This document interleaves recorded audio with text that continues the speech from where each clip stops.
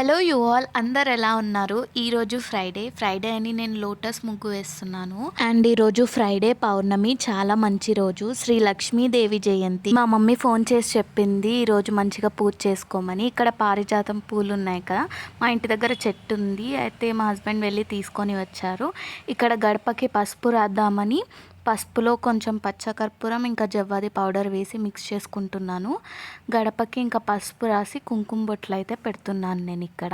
ఇంకా నేను 5:30 నుంచి లేద్దాం అనుకొని ఇంకా 6కి అయితే లేచాను. ఇంకా యాక్చువల్లీ త్వరగానే లేచి ఫాస్ట్గా పూజ చేద్దాం అనుకున్నా, కానీ అవ్వలేదు. 6 అయింది లేచేసరికి. ఇంకా ఫ్రెష్ అప్ అయిపోయి ఇలా చేసుకుంటున్నాను అనమాట ఈరోజు పూజ.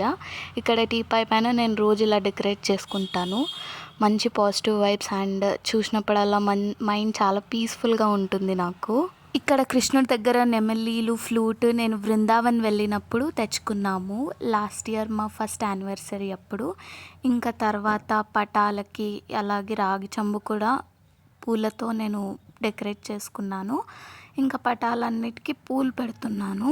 ఇంకా నైట్ మా తమ్ముడు వచ్చి నాకు పూలు పండ్లు అన్నీ తీసుకొని వచ్చాడు ఈరోజు పూజకు కావాల్సినవన్నిటివి. మల్లెపూలు అవన్నీ తెప్పించుకున్నాను అనమాట. అమ్మవారికి మల్లెపూలు అంటే ఇష్టం కాబట్టి ఇలా మల్లెపూల మాల వేశాను అమ్మవారి పటంకి. లోటస్ ఫ్లవర్స్ కోసం కూడా చాలా వెతికాము, కానీ ఎక్కడ దొరకలేదు. వరలక్ష్మి వ్రతం టైంలో అయితే లోటస్ ఫ్లవర్స్ చాలా బాగా దొరుకుతాయి కదా. ఇంకా సిల్వర్ ఐటమ్స్ అన్నీ మమ్మీ వాళ్ళ ఇంట్లో ఉన్నాయన్నమాట. సిల్వర్ ఐటమ్స్ అన్నీ మా మామయ్య నా పెళ్ళికి గిఫ్ట్ చేశారు. ఫస్ట్ అయితే ఇక్కడ వినాయకుడికి బొట్లు పెట్టుకుంటున్నాను. గంధం బొట్లు పెడుతున్నాను ఫస్ట్, తర్వాత కుంకుమ బొట్లు పెట్టుకుంటున్నాను అమ్మవారికి ఇంకా వినాయకుడికి.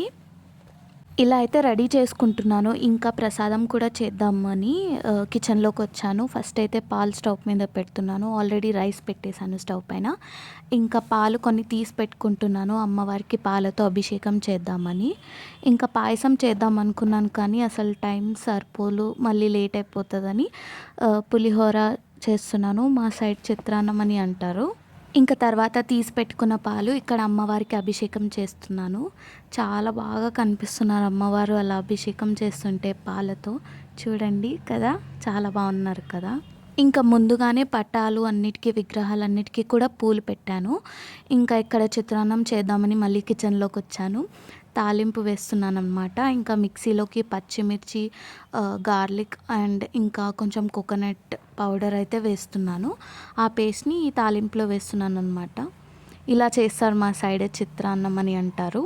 అండ్ దాని తర్వాత ఇంకా రైస్ తీసుకొని చిత్రాన్నం పేస్ట్ అండ్ సాల్ట్, కొంచెం నిమ్మకాయ పిండుకొని అలా మిక్స్ చేసుకున్నాను.